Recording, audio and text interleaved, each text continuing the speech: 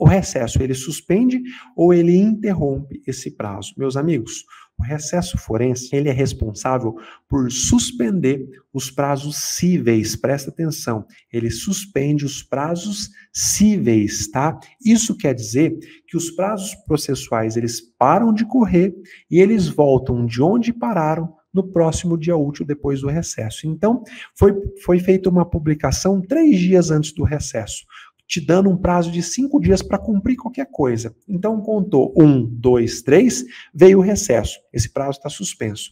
Terminou o recesso, no próximo dia útil conta 4 e 5. Então, veja, o prazo fica suspenso. Os prazos cíveis, tá? Deixa eu repetir. O recesso forense, ele é responsável por suspender os prazos cíveis. Você suspende a contagem e a contagem volta de onde parou no primeiro dia útil seguinte. Lembrando que os prazos processuais são suspensos para além de 20 de dezembro, uma vez que o novo CPC prolonga a suspensão até o dia 20. Lembra? O recesso vai de 20 de dezembro a 6 de janeiro, mas a suspensão dos prazos vai até 20 de janeiro. Então, você, advogado, que trabalha com processo civil, pode sair tranquilo e voltar no dia 20 de janeiro, que o seu prazo vai ter ficado parado lá do jeito que você deixou, tá bom? Mas, professor, e os prazos do processo penal?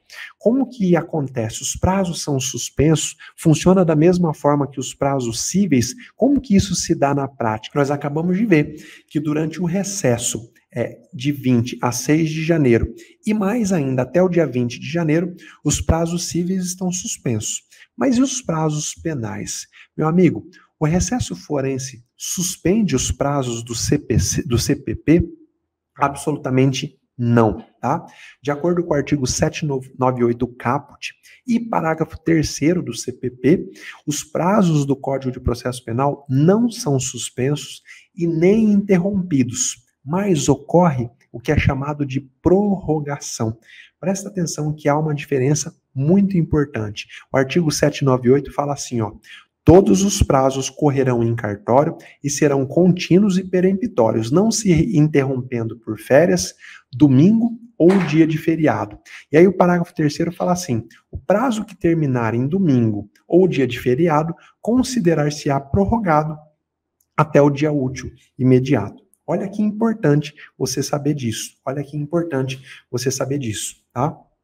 Se há uma determinação de suspensão do expediente, porque é considerado feriado um determinado período, e é o seu prazo lá para apresentar as alegações finais no processo penal termina no meio desse feriado, tá? No meio do feriado, você não precisa praticar o ato lá durante o feriado, mas você precisa praticar no primeiro dia útil, quando o expediente voltar.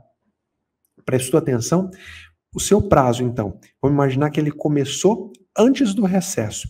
E aí vem o recesso, considerado período de feriado. E o seu prazo vence lá no meio, vence no dia 31 de dezembro. Você precisa protocolizar a sua petição criminal? Não, você não precisa, mas você vai precisar protocolizar ela no primeiro dia útil, quando o expediente voltar. Por quê? Porque ele ficou prorrogado, seu prazo ficou prorrogado, ele não ficou suspenso, ele não vai voltar a contar o restante no final.